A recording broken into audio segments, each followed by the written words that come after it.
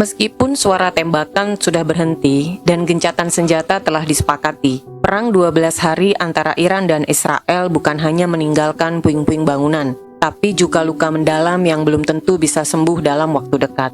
Konflik yang pecah selama hampir 2 minggu ini menghantam tidak hanya wilayah, tapi juga ekonomi, keamanan regional, bahkan pasar energi global. Mungkin perang sudah berakhir, tapi biaya sesungguhnya masih terus berjalan. Lalu, sebenarnya seberapa besar kerugian yang diderita oleh Iran, Israel, bahkan Amerika Serikat selama 12 hari perang? Serangan udara, rudal balistik, dan drone tak berawak silih berganti diluncurkan. Menurut data dari militer Israel atau IDF, Iran mengirim sekitar 550 rudal balistik dan 1.000 drone ke wilayah Israel. Meski 90% dari serangan itu berhasil dicegat oleh sistem pertahanan udara Israel dan Amerika, kenyataannya tetap tak semua berhasil ditahan. Setidaknya 31 rudal penghantam wilayah padat penduduk dan infrastruktur penting, seperti pembangkit listrik di selatan Israel, kilang minyak di Haifa, serta universitas di wilayah tengah negara itu. Serangan ini menewaskan 28 orang dan melukai lebih dari 3.000 warga. Rumah sakit di Israel merawat ribuan korban dengan berbagai tingkat luka, sementara lebih dari 9.000 warga terpaksa mengungsi dari rumah mereka. Biaya untuk mempertahankan wilayahnya mencapai lebih dari 5 miliar dolar Amerika hanya dalam seminggu pertama. Jika dihitung total, kerugian ekonomi Israel bisa mencapai 11 hingga 18 miliar dolar Amerika, sekitar 2-3% dari PDB nasional mereka. Tapi itu baru permukaan. Menurut para ekonom,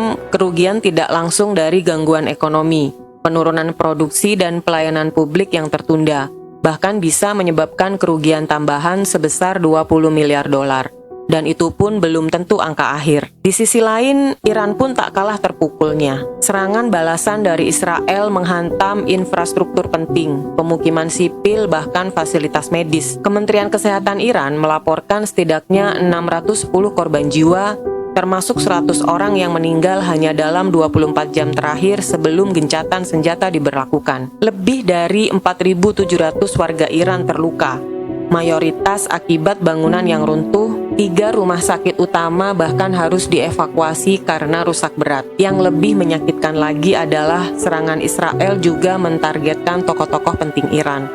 Sebanyak 28 ilmuwan dilaporkan tewas, termasuk 12 diantaranya adalah ahli nuklir, bahkan 2 pakar kecerdasan buatan dan 20 komandan militer senior ikut gugur.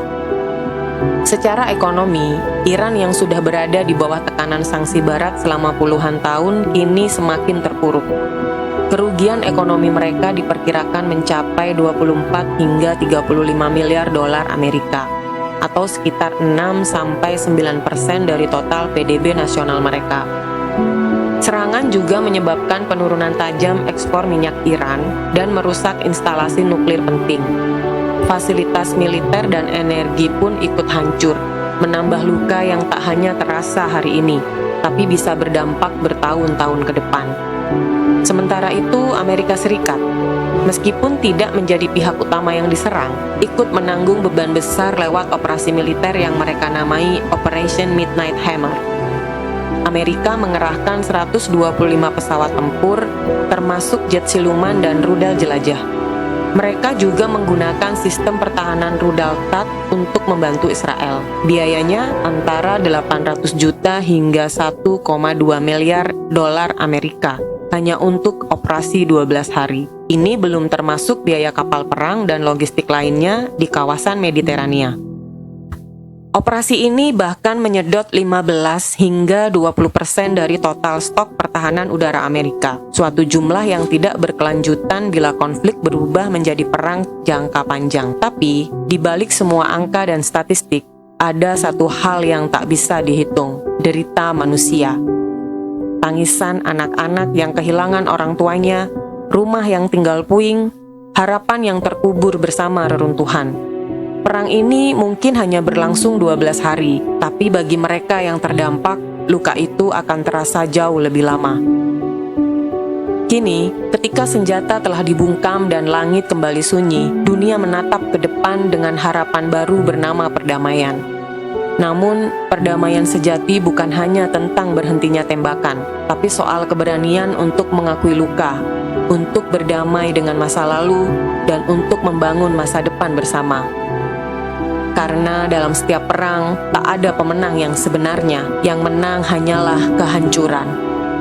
Dan hanya lewat diplomasilah, kemanusiaan dan harapan dunia bisa bangkit kembali. Semoga tragedi ini menjadi peringatan bahwa tangan yang merangkul jauh lebih kuat dari tangan yang mengepal.